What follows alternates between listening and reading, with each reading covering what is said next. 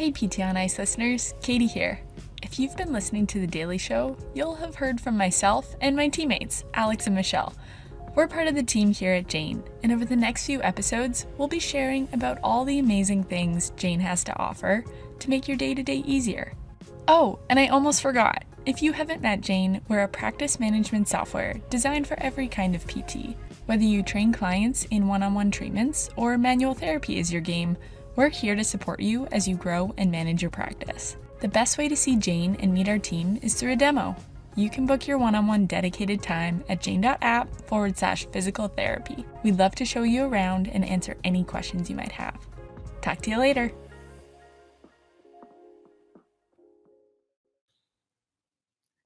Hello, everybody, and welcome to the PT on Ice Daily Show. My name is Christina Previtt. I am one of the MMOA team that brings to you three different divisions or three different courses in our geriatric division. We have our MMOA Essential Foundations 8-week online course. It is, pardon me, it is starting today. Today is the last day to sign up. We are about 85% sold out. So if you are on the fence about joining our March cohort, don't stay on the fence for very long because this course is probably going to sell out, which is really exciting. Yeah, Jeff's saying woo woo. We are super excited to get started with our spring cohort and bring you all things geriatrics to our online course. So don't stay on the fence for very long. Today, what I wanted to talk to you about was a bit of a touchy subject, one that has affected my life on the periphery very personally. So I'm going to start with a story, and then we're going to talk a little bit about medical assistance in death and respecting end of life. This is going to be centered around the Canadian context and what's legal in the Canadian system. I recognize that in different states and across the US, this is going to be something that will be very state to state dependent. There's going to be a lot of nuance and a lot of other factors that come into this. So I'm going to try and stick to the facts as much as possible because I know it can be quite a difficult issue to talk about. So medical assistance in death is where a medical provider in Canada, that's a physician or a nurse practitioner, that might be kind of the equivalent of a physician assistant in the US, is making an informed decision with the client is making an informed decision with them, rather, that they would like to end their life through medical means. This has kind of affected my life, not directly. I have a extended family member that I do not know, who was 82 years old and decided to go through MAID. They call it MAID. The part that really hung me up, so he's in his early 80s, and his reason was chronic, unrelenting low back pain. And of course, as a physical therapist who treats back pain all of the time, and as a person who works in the geriatric space where we see a lot of people who are in very chronic pain, and that can sometimes be a massive barrier to them being able to complete PT interventions or allied health interventions, this really hit me. And so it's so unfortunate to me that we get to this spot where we know something that is completely preventable, or at least maybe not preventable because pain isn't preventable, but because we have to live our life, but able to be managed in a fairly non-conservative way, that this is something that became a decision. And so that kind of the circumstances around this case was that he was getting progressively worse in terms of pain. He was seeking care through his physician. They were trying different pain medications. From what I understand, there was no PT involvement at that time, but I don't know the big intricacies of this. And the only thing that was managing his pain was high dose opioids. And he was getting to the point where those high dose opioids were creating, he was so high that he wasn't able to be functional. And he was 82, he lived alone. And so he was either in this chronic, unrelenting pain when they tried to ease off the opioids because it was affecting his mental capacity and functional capacity so much, or he was having such high doses of opioids to relieve the pain that he wasn't able to complete his day-to-day tasks. So it was a very challenging spot to be in, right? Because now he is either incapacitated or unable to complete ADLs and IDLs because of his his pain levels being so high, or his pain levels were managed, but his cognitive space was so compromised because of the side effects of the pain medications. And he did not want to. He was very adamantly against going into more institutionalized care. And this came into the quality of life, right? He's like, I either am in unrelenting pain or I don't really know where I am because the side effects of the medications needed to control my pain are so high. And so he went to his physician and they had a conversation about medical assistance in death. And they decided that he was a candidate for medical assistance in death. And so this is where I got challenged, was that every time I had heard about this intervention happening was for individuals who had progressive um, progressive illness with death prognosis, and they were deciding that they were no longer going to have any medical intervention and that they were going to decide when they were going to end their life rather than prolonging their suffering when they know that there is no opportunity for improvement. And so medical assistance in death is one opportunity for individuals to have some dignity and to limit suffering, especially when we know that there is no opportunity for recovery. And by prolonging a person's life with very little quality of life, it can be quite cruel. And these are a lot of conversations that individuals who are in palliative care and hospice care can have. But when these conversations start coming in to individuals who are dealing with primarily musculoskeletal care, because this individual did not have any other diagnoses that were considered life threatening, then there might be the opportunity that us as allied health professionals might be coming into this space. So I was looking at the Canadian legislation, but I think it's an interesting conversation for us to have as we're looking at this becoming more of an option for individuals, um, and what that means. So for Canada, what happened was there had to be a ruling that happened so that providing, it used to be called euthanasia, but MAID was no longer against the criminal code, so that allied health professionals or medical providers who were assisting with medical death, that they were not eligible to be placed under or be arrested for any sort of murder charge or whatever that may be. I'm not really well versed in that. So that happened in 2016 in Canada, and then there was a big amendment that happened in March of last year, so that there was more accessibility or more capacity um, for individuals to have this as an option. So the first thing is that for medical providers, they are not required to perform medical assisted death if it goes against their ethos, their value systems, their cultural beliefs. But they cannot stop a person from seeking a provider who will. So medical providers have to be able to have the conversation. They can speak to their thoughts and beliefs, but they cannot try and sway a client either way. They want to try and talk in a very neutral language. And a person cannot have a medical death if the provider believes that they're being pressured by an outside source. So that can be family members or you don't want to hear that these situations happen, but obviously they happen.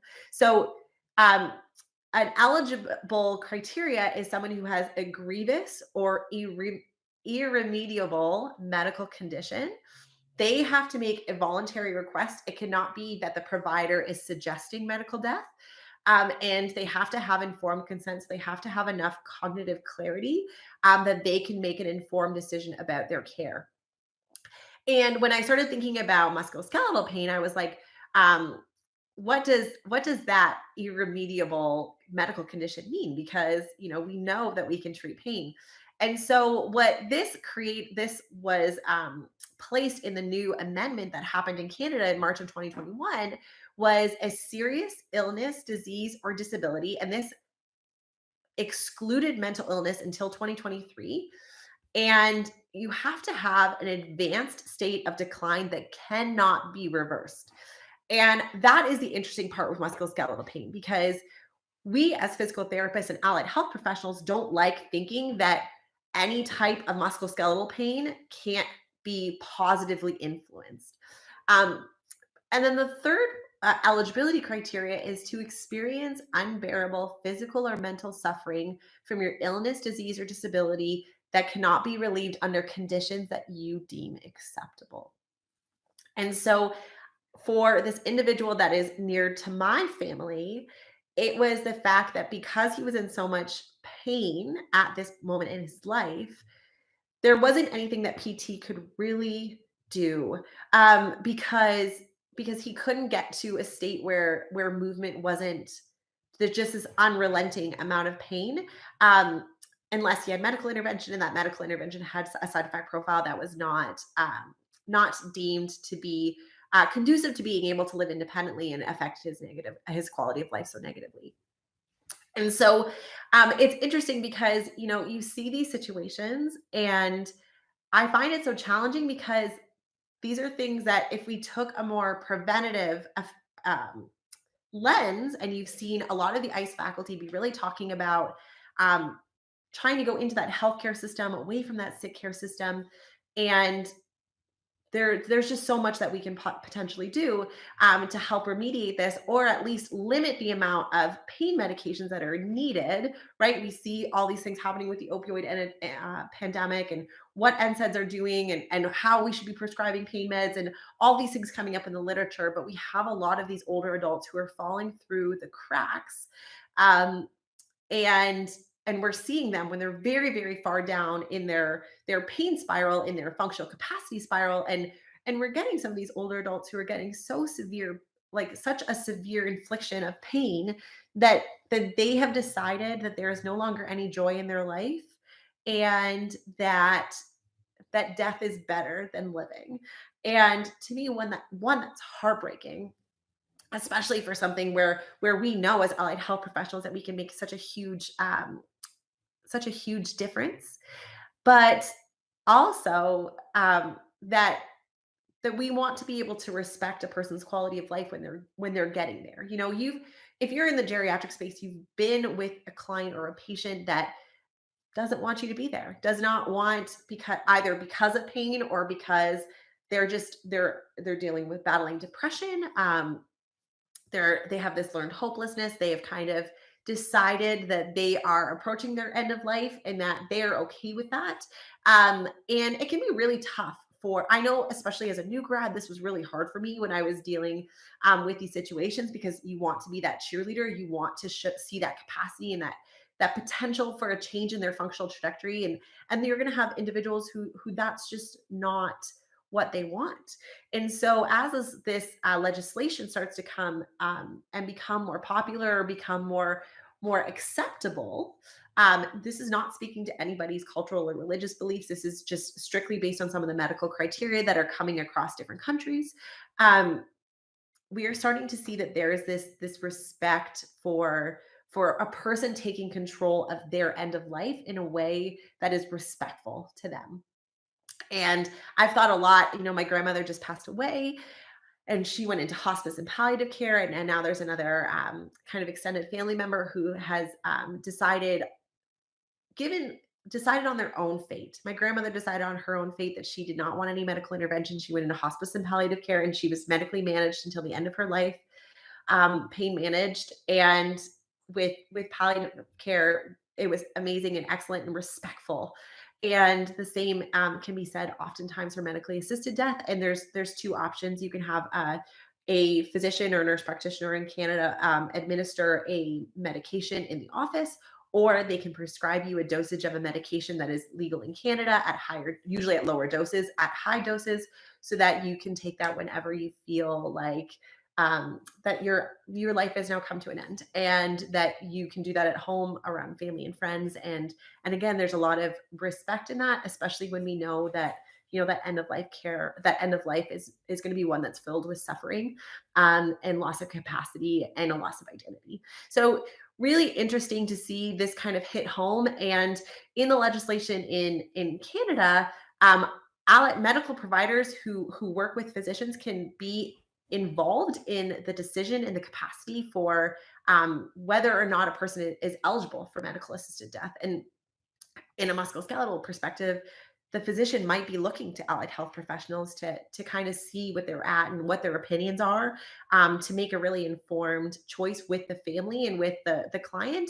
And so, this might be something that comes into your space, and something that, we might have to think a little bit more about and reflect on, potentially our our own thoughts and feelings about these types of really delicate topics, and what we would do if we were presented with a case like this, and the physician was asking you your opinion.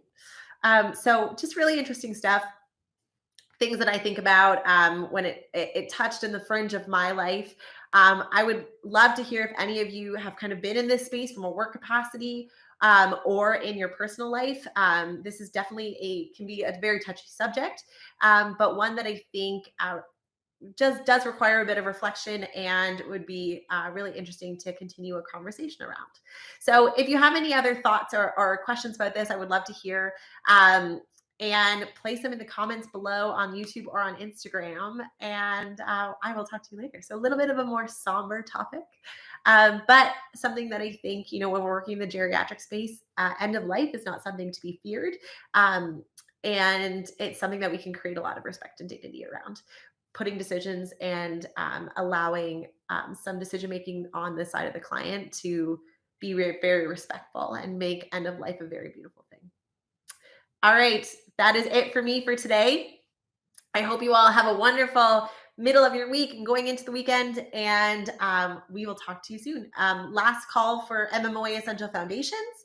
Other than that, have a wonderful day.